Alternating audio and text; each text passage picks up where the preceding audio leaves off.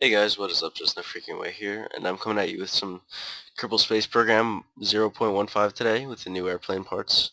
Now, today I'm going to give you a little advice on how to build a plane, how to launch it, because honestly, it's not that easy, and if you're like me, you've definitely been having some trouble over the past few days getting one of these things working. So I'm going to give you some advice on a couple of tricks I've picked up, and hopefully we'll see a few fails in here as well. So without further ado, let's get started. Now, let's first decide that we are probably going to crash, and so let's install a parachute and a decoupler. The first thing we're going to grab is the stack decoupler, put it right on the back of the head, and then we are going to put a parachute right where that fits, right in there.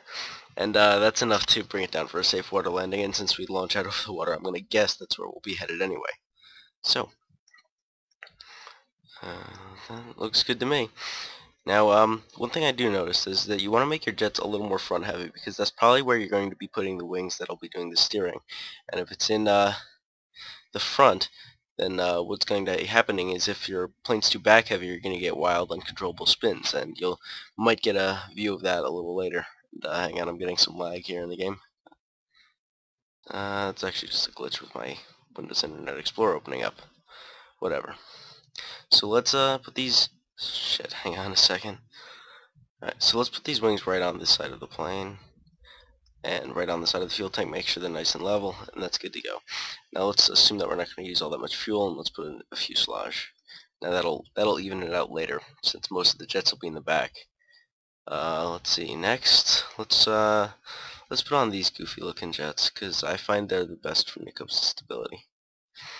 And finally, let's put on a jet engine, not a rocket engine. Or, we'll put on a rocket engine, not a jet engine. You'll see why shortly. So far this plane is pretty front heavy, so let's put on another piece for the back. These wings are pretty good because they keep your ship stable and not just allow you to steer it pretty well, so I find those are pretty good tail wings. And lastly, let's put on these decouplers. It's the radial decouplers. That's what they're called, right? Yep, radial decoupler. Alright, now what we're going to do here is now we're going to put on these two jet engines. Let's see. I find that having them lower to the wings are the better option, but that isn't always the case. And let's run the symmetry tool. So let's put them right here. Nope, it doesn't work. So why does it keep turning that off? There. Alright, so not too bad. And from here we will put on these jets. These are the ones with medium thrust. Let's see. These ones have the highest thrust out of all the jets. These ones are medium. And the first page, these ones have the lowest thrust out of jet engines. One thing you also want to note is you can cross-pollinate fuel, like these jet engines can power these, just not very much because they don't have a high capacity. While these have 500, these have 150, so it is kind of tough to do that right. Oh, one thing I forgot overall, let's see if I can re-add it. Did I just delete those? Oh, son of a bitch. Don't worry, I'll add them back later. But I do want to throw on an SAS module here, so now we'll just go back to rebuilding this really quick. No problem.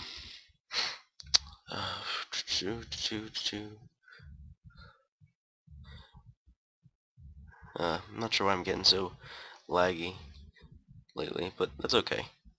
Not the end of the world. I'll still be able to pull off a decent flight for you guys, hopefully. I like to put these right on the SAS module, and then where were those other wings? These wings go a little bit behind it. Also note that you guys can use the A, S, D, and W keys that I just used to kind of rotate them. Let's see. Can I get these right again? There you go.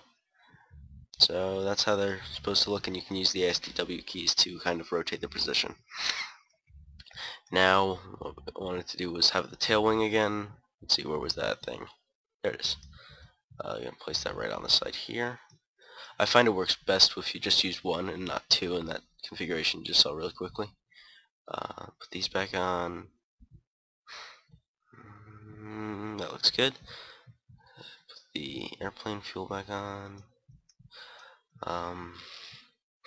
Put on a fuel breather in the front. That actually makes the jets last much longer, you'd be surprised. Put on the medium engine that I had. And now we just need some gear on the bottom. So I have one in the front,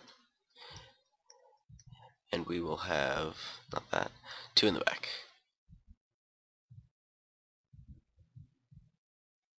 There we go. Nice.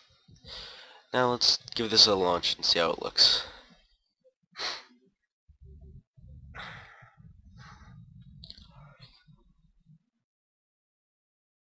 And now it's freezing up on me. There we go.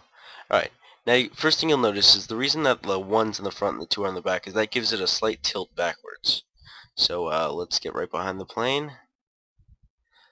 Make sure we're lined up on the 90-degree marks. We should just turn it that way a little bit. Alright. Throttle up and let's go. Now what the SAS module will do is right now it'll keep me on a straight line, but it'll also keep me from taking off. So what you want to do is you want to hold up on the controls, and look, there goes the runway. So hold up on the controls and take like very short bursts of turning off the SAS module. Oh, and I forgot to turn back on. There we go. Alright, so now I'm going pretty much straight up. It actually is a pretty stable plane. Our speed's going to increase. And yeah, we'll see how high I can get this today. I'm not sure. I have never gotten a space plane into actual space, but I'm sure you guys will be able to if you try. It just takes a little bit of practice, so no big deal. Let's level this thing out a little bit. Now, oh fuck! Now you get to see some flipping. There's no resetting it now, so then I'll just release those. And looks like they destroyed each other without destroying me, so that's good news. So let's turn it back up. Now the reason it flips out is because those jets aren't by any means symmetrical towards the center of the ship, so I don't want to go straight up just yet. Oh man, it actually does get really hard to control at higher speeds or weird angles. So let me relaunch this flight and see if we can get a more smooth takeoff. I feel like that'll be a better run. I'll let you know something. I kind of miss Jeb, the guy that's always happy in the bottom right. He always was the calm one in the missions. Now, I'm not sure whenever you hit restart flight you get some weird stuff going on. So let's turn on the SAS and give it a push. Now, when taking off, I recommend having your plane always trying to go upward, and then when you want to take off, just let go of the SAS really quickly and turn it back on. There we go, and we're off. You can see me turning off the SAS module and turning it back on really quickly, demonstrating what I just showed you guys.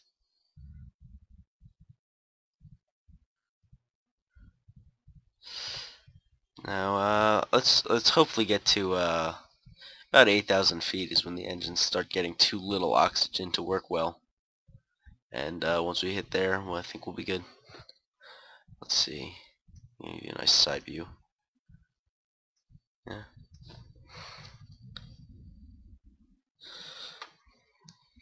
Now we're about at 200 meters, 160 meters per second. I kind of like our altitude right now. We can pick up speed and then start ascending.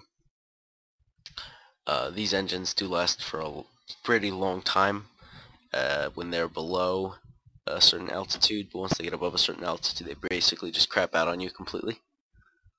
So let's get it to 200 meters per second and then we'll start tilting up a little bit more. And there we go. Using the turning off and on the SAS module really quickly. It does help, I promise. Now I hope we can get to about 300 meters per second before these jets stop helping at all. And then I can turn them off, eject them, and start going by the jet propulsion engine. Take a look at our apoapsis. It's not very far, about 12 seconds away if I were to cut the jets now.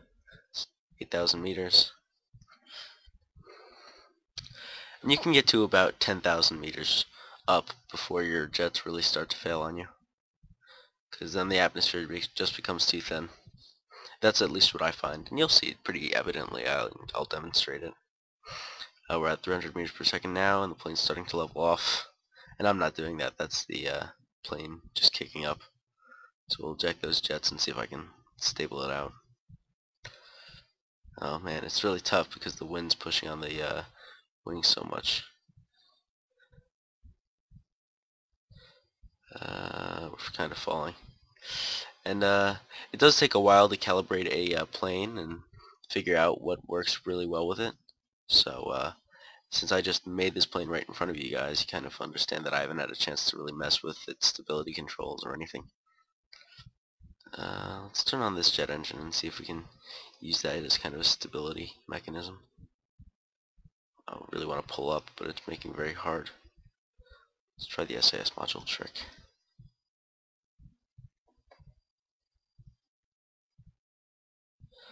And pretty much headed for a downfall here. I may want to increase the engine on this, increase the power of it. Go the next one up.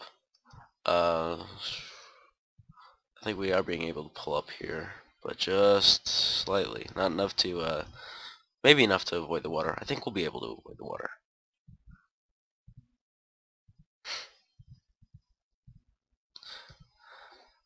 Yeah, should be good.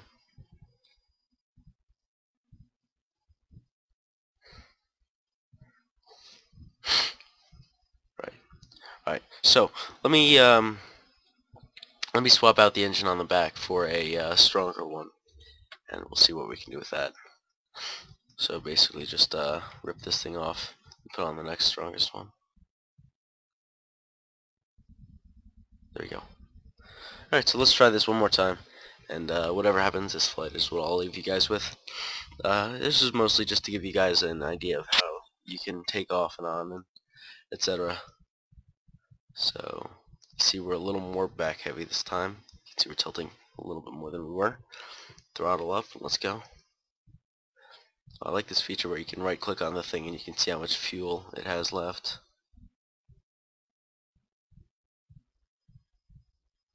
And we're taking off. Yep, there we go. Right. Alright, so that's a good fuel level for now. Let's look at this fuel. So let's see, we have that's our fuel level so far for that tank. This one's at 500. Jet statistics.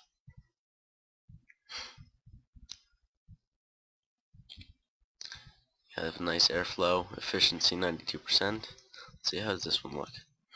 Okay, I guess you can't click on parts that aren't like active or doing anything. Like I can't click on this jet and do anything right now. Can't click on the wings either. Can't click on the pod or the parachute. Let's check out the air intake. Huh, can't click on the intake either. I guess that just affects the jet anyway. So intake power.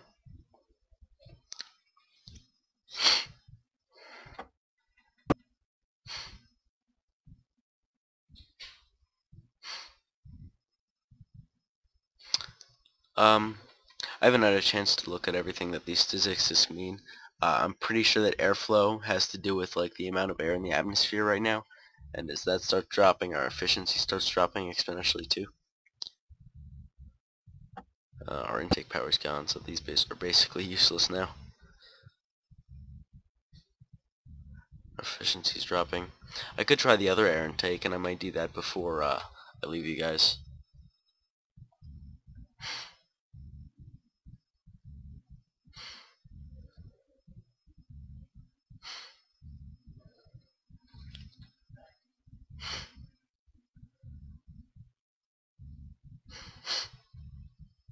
Pardon the sniffling, I have allergies, and they're not doing too well this time of year, you know what I mean?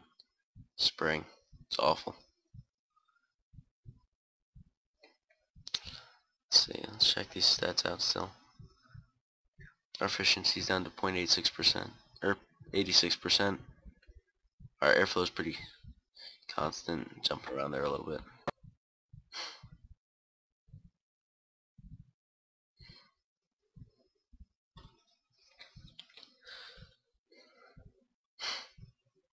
if you look at the atmospheric gauge, I think you can see in the top center of the screen, you can see when I hit the darker blue, that's when it'll start really crapping out on me.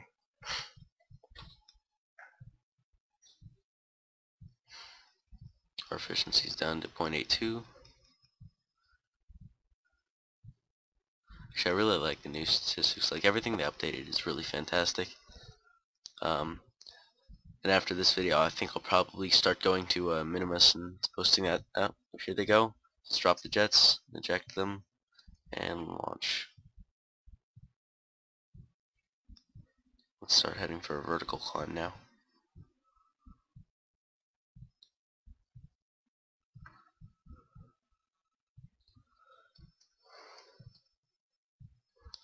And there we go. Throttle it up.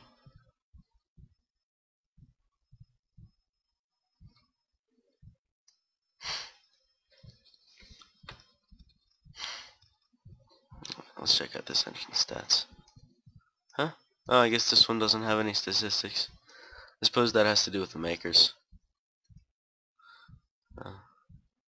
You can see this fuel runs out of fuel a lot quicker than the other ones. But we'll probably still be able to make space.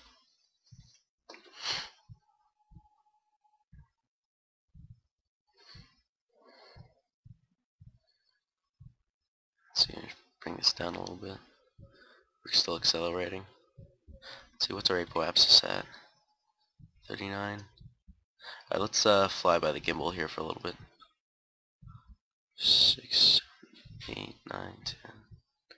Once this gets to 70,000 meters, I'll cut the jets and fly via gimbal. Or, oh wait, there we go. It's cool. Alright, so, let's wait for ourselves to get up there and let's see if we can start an orbit. I doubt it though, we don't have enough fuel left. I may have to get more for next time. Let's time warp this up.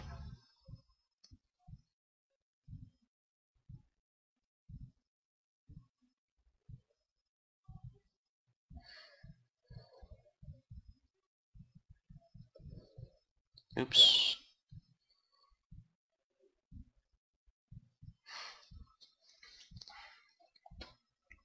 As you get higher, you can notice that the apoapsis starts changing less, because I'm still in the atmosphere, but the apoapsis isn't changing.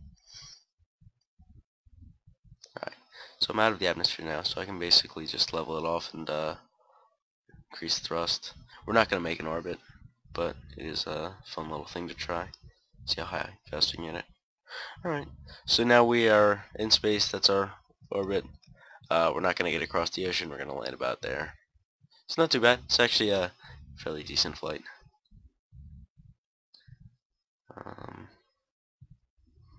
Get the air across the wings.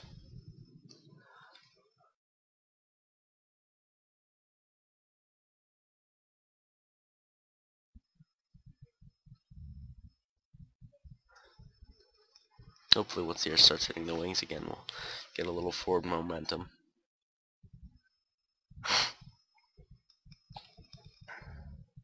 Although I doubt it.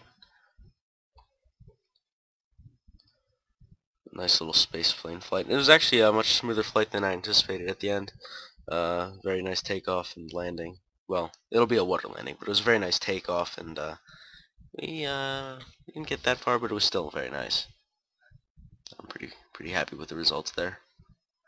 So let's eject the head now, and you can see I think it didn't take off the parachute, but you can see the plane still wants to fly. Let's eject the parachute now. Oh man, that actually flew away really fast. So I guess the wind was doing a whole lot there actually. So that's where it's going. Let's see if we can still track it. Nah, it's too far away. Alright. So we'll go for a nice little splashdown here. These capsules are much harder, where they can withstand an impact of about 13.5 meters per second, while the other pods could only survive an impact of about 12. So there we go. I hope you guys enjoyed the mission. Nice little ending. Let's check out the statistics here. Yep, nice, simple. Separation of stage 4. Turbojets collide with SEP wings. But didn't do enough damage to take them off, and stage 2 separation confirmed. 9 minutes 44-second flight, yeah. And most G4s, that's pretty high, but it's not fatal. So, quaint little mission. I hope you guys enjoyed this. Take some advice from the takeoff, and I hope you guys learned something. This is just no freaking way. Have a nice day. Take it easy, guys. Peace.